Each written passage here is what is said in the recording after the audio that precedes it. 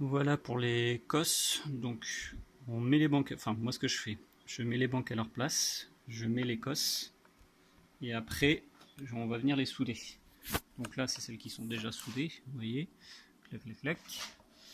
Et donc là on a une cosse qui est en attente. Donc on met la banque à côté, on règle la cosse comme il faut, on n'y touche plus et on soude. Donc voilà une des cosses à souder. Donc ce que je fais c'est que j'essaie de mettre d'autres fils de cuivre dedans pour remplir la cosse, que si on a du 1,5 ou du 2,5, eh ben, ça va loger plus ou moins facilement. Donc j'essaye de combler au maximum les trous sans défaire, sans bouger la cosse. On n'arrivera pas à la rentrer plus que ça, on coupera.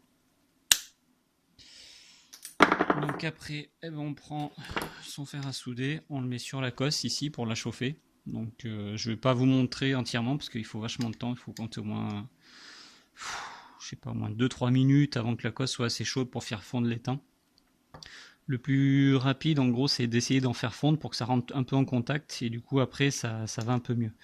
Mais là, le problème, c'est que j'ai quasiment plus de fil avec plomb, du fil d'étain avec plomb, j'ai plus que celui-là. Là. Et puis mon fer était à 30 watts parce que j'étais en train de faire autre chose.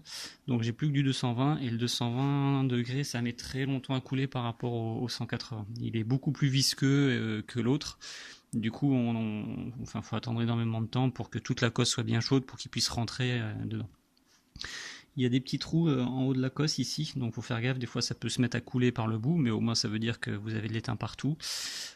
Ça peut couler le long de la cosse et du coup après ça va vous faire des bosses ici ou autre. Donc là, pour que le contact se fasse bien, moi je le lime.